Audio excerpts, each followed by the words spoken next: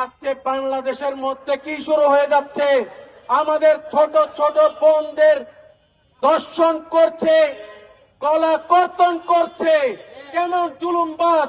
সে যেই কোন দলের হোক, সে যেই দলের অন্তর্ভুক্ত হোক, তাকে প্রকাশ্যে দিবালোকে রাস্তায় ঘাটে যে যেখানে পাবেন সেখানে তাকে হত্যা করবেন। আমাদের বিচার আমরাই করব। এবং যে হত্যাকারীর নাম আসতেছে, সে যদি অবশ্যই এই রামিসার হত্যার সাথে জড়িত থাকে, তাকে ধরে আগে চিড়িয়াখানার মধ্যে বানরের খাঁচায় ছেড়ে দিতে হবে। বানর ওকে ধর্ষণ করবে।